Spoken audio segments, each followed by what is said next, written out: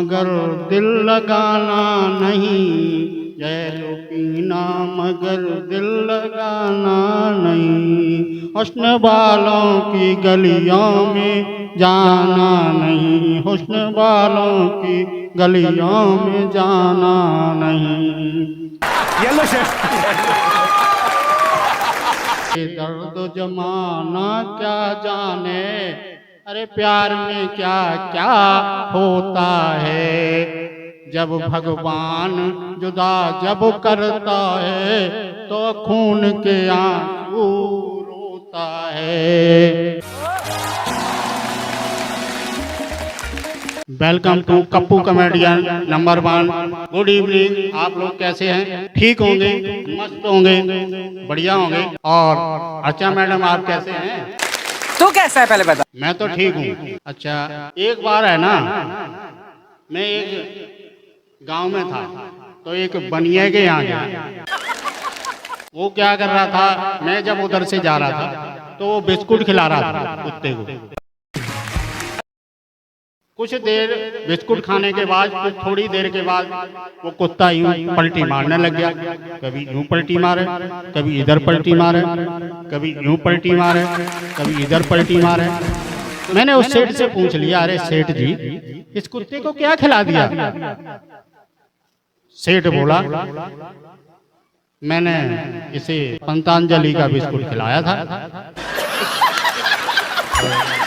अच्छा ये मुझे अब पता चला है कि जो है ना महिलाएं अपने हथेली पे पति का नाम क्यों लिखवाती हैं, ये मुझे भी नहीं पता था।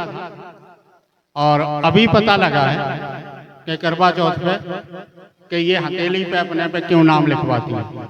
ये इसलिए नाम लिखवाती हैं कि पति उनके हाथ में रहे और उसके बस में सदैव बना रहे, इसलिए ये लिखवाती है नाम।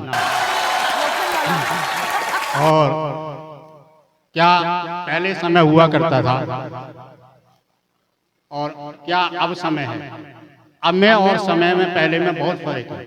क्या जमाना अब है कि अगर आज बच्चे को अगर सब्जी अच्छी नहीं लगे तो कितने ऑप्शन माँ दे देती है, इतने ऑप्शन है बहुत ज्यादा कि माँ बोलेगी ऐसा कर पास्ता खा ले, चाउमीन खा ले, सैंडविच खा ले, और बहुत सारे कितने ऑप्शन दे रखे। लेकिन एक टाइम हमारा वो था, सिर्फ 2 ही ऑप्शन होते थे। मैं कहता था कि मेरे को सब्जी अच्छी नहीं लगती है तो वो 2 ही ऑप्शन देती थी, ये बता सब्जी खाएगा या चप्पल। तो पहले चप्पल खाता था, फिर बाद में सब्जी खानी पड़ती थी। अच्छा एक वक्त ऐसा भी होता था जिस समय हमें टॉफी खाने के लिए चिल्लड़ इधर उधर मांगनी पड़ती थी। लेकिन अब क्या है, अब चिल्लड़ के लिए हमें मजबूरन टॉफी खानी पड़ रही है।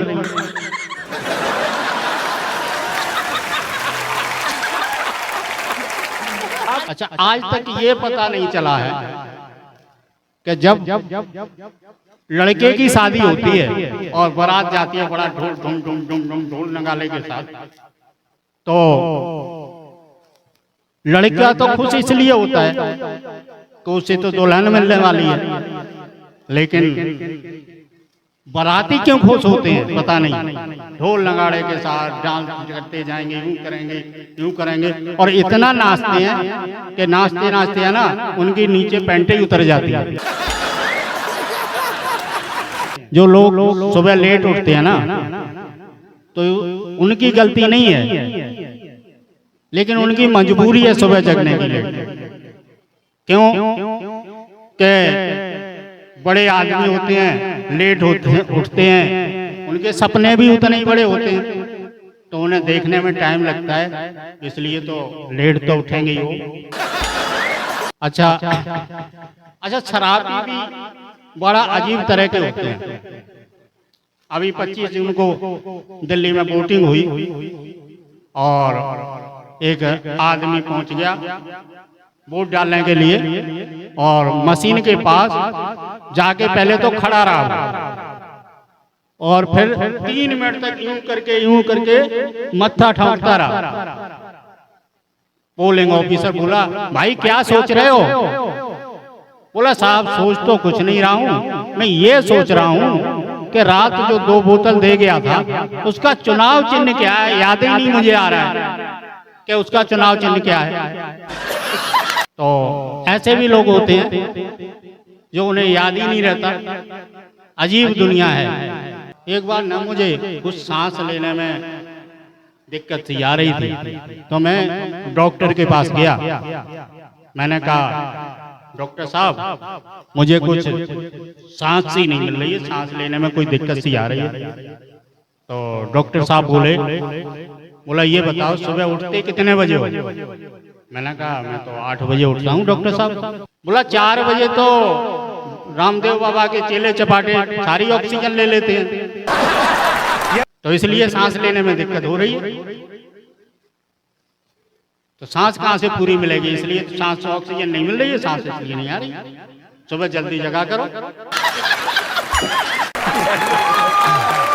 अच्छा, कुछ लोग कहते हैं कि कभी भी डॉक्टर से पंगा नहीं लेना चाहिए। क्यों?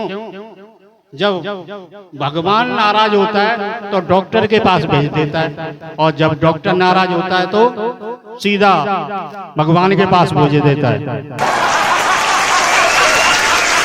अच्छा, देखा होगा कभी कभी हम लोग गलतियां कर देते हैं, और जब गलतियां कर देते हैं ना, जैसे मान लो अगर हम कहीं ट्रेन में सफर करते जा रहे हैं और हमने खुदा न खास्ता टिकट नहीं ली हो, जब टिकट नहीं लो, बिना टिकट के अगर ट्रेन में सफर कर रहे हैं तो देखा होगा दिमाग में यही बैठ रहा है, अगर समोसे वाला भी आ रहा होगा तो टीटी नजर आता है, अगर कोई टॉफी वाला भी बेचने वाला निकलता है तब भी हमें टीटी नजर आता है।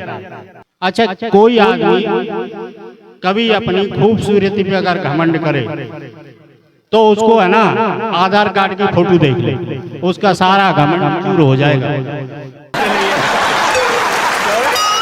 एक बार मेरा दादा गांव में टीवी देख रहे थे और रामदेव बाबा का टीवी पे योग चल रहा था, और गांव में लाइट वगैरह तो आती जाती रहती है, गांव में कम लाइट आती है।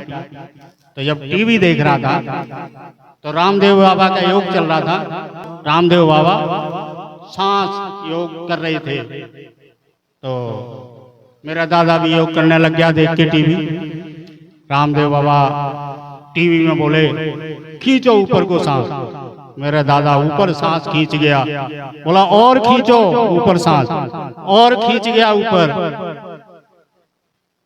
तब तक क्या हुआ, लाइट चली गई, और लाइट चली गई, मेरा दादा सांस खींच ही रहा।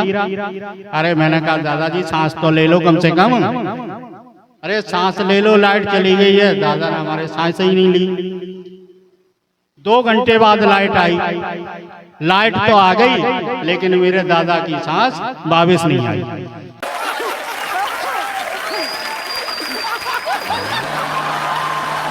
इसी के साथ मैं आप लोगों से विदा लेता हूं, और अगली वीडियो में फिर मिलेंगे। तब तक आप लोग देखते रहिए कप्पू कॉमेडियन नंबर 1, और आप लोग सपोर्ट देते रहिए। लाइक, सब्सक्राइबर और शेयर जरूर करते रहें। तब तक के लिए हमें अनुमति दीजिए। जय हिंद। फिर मिलेंगे।